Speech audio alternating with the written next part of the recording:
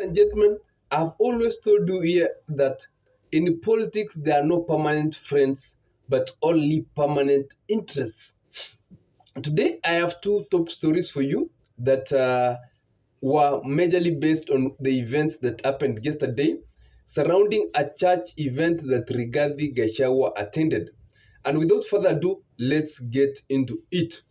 The first story is, I know you've heard about the animal vaccination, that ng'ombe zote za Kenya zitadungwa a vaccine that is going to prevent them from diseases. It's a story that has raised a lot of contention, especially about those communities that are known very well to keep a large number of cows. This vaccine is a vaccine that was created by a Bill Gates company in the United States, and it's a vaccine that is aimed to prevent diseases from animals, a number of good diseases, and it has really raised a lot of political talks in our country. And remember that there are leaders in the country who are saying that the United States itself has not vaccinated its animals. Why should the Kenyan animals, all of them, be vaccinated? For what intentions? Why should our animals be vaccinated when the United States animals should have not been, where the vaccine is made, is not been fully adopted? So an issue that's going, and people have come out, leaders have come out to speculate. Yesterday at the church function, a leader from Kajiado and a member of parliament from Kajiado came out and said, sisi hatutadunga ng'ombe zetu, hiyo sindano tumekataa. If you want to vaccinate any animal, then go and vaccinate your animal, not our animals. And that's brings to the fact that the government, this government of Kenya Kwanza, has made Kenyans start to oppose everything. Like the president did say the other day, right now anything, even if it's a good thing to the country, even if it has good aspirations to our economy, people don't trust the government. People don't believe the real intentions of anything and any bill, anything, any policy that the government is trying to put in place. And I think it's not a good thing for the government. It should try to calm down and harmonize the feeling the people have had. It's the same thing that made President Ruto last week stand and say that there is a people chafu that is going through, that peoples or Kenyans are opposing everything from government. So what do you think about it? If you have one cow there at home, if you're coming from reserve somewhere, if your parent keep an animal, wewe utakubali ng'ombe yako idungwe sindano? What do you think about this policy, and what do you think about this vaccination? You can tell me in the comment sections.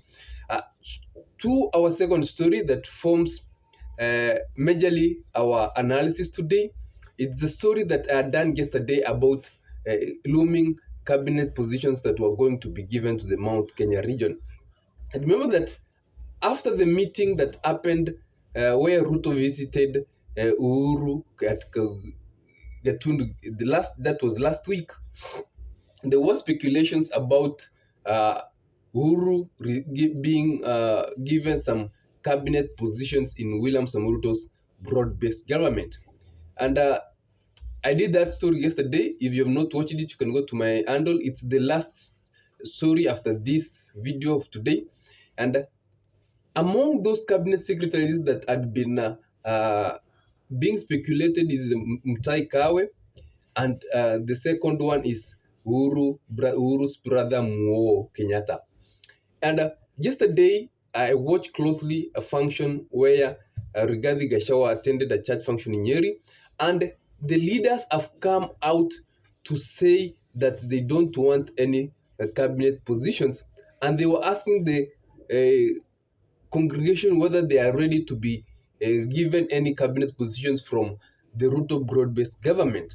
So in this analysis, I want us to base it. Why is it that the side of Rigathi Gachagua is rejecting any cabinet positions being awarded the Mount Kenya region.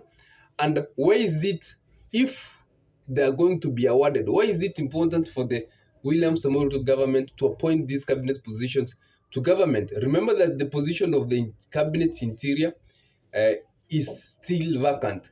Is it the position that is going to go to the Mount Kenya region, or what is it really the intentions of the government? So into it, the first reason why it's very important for them to give positions to Mount Kenya region is try to cool the temper that is in the Mount Kenya region.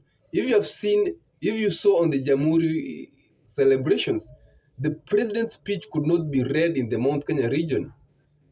Anybody who stood to speak about the functions or the things that's happening in the government could not be heard. We have seen instances where the condolences of the Deputy President Kindiki cannot be listened to people. We have seen functions where MPs who supported the impeachment of Rigathi Gachagua are having hard times at the ground in the Mount Kenya region. Appointing these cabinet secretaries from different counties is a way to try and cool down these tempers, a way to try to tell these people, even if Rigathi Gachagua was impeached, I gave you I gave you the same position to you, and I've still given you more cabinet secretaries. Yeah? Trying to use this cabinet secretary to move to the Mount Kenya region, talk to their supporters, and try to cool down the tempers that the people of Mount Kenya region have. Even if the people of the Mount Kenya region did not come out to demonstrate, it's very clear from the way they're acting, they're very angry, feel betrayed, and they are really in support of Rigathi Gachagua. The second point is that trying to control the popularity of Rigathi Gachagua. Neither Uhuru Kenyatta nor William Samoei Ruto is very comfortable with how Rigathi Gachagua is popular right now in the Mount Kenya region. And if this is the scenario that's going to go on to 2027, Rigathi Gachagua forms his own party, moves and forms a coalition, then is going to move with the entire Mount Kenya votes to his coalition, and this one is going to give them very difficult time to win an election in the Mount Kenya region. So appointing these cabinet secretaries from the Mount Kenya region will enable them ensure that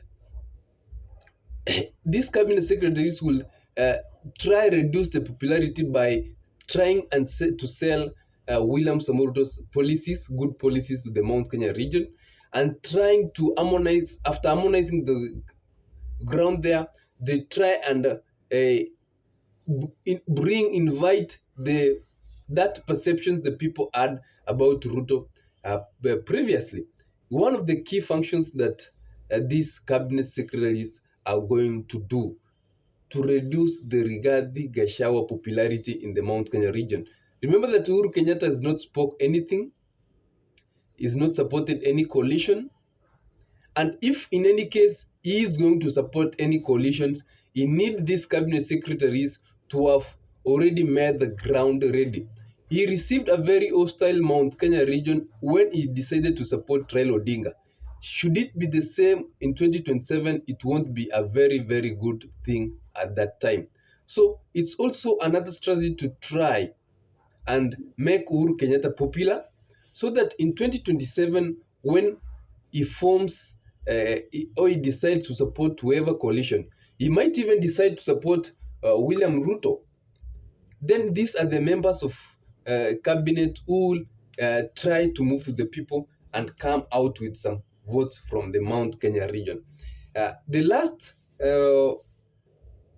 reason is that after the impeachment of Rigathi Gachagua, there was an attempt to divide the Mount Kenya region.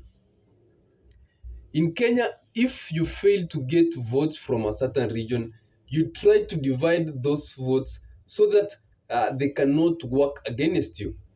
In 2027, if President William Samoei Ruto realizes that the Mount Kenya region is not supporting him, then divide and rule tactic might work out. And he appointing these cabinet secretaries who may form a coalition against the coalition that Rigathi Gachagua will form is one of the key reasons why uh, they become popular. Rigathi Gachagua becomes popular.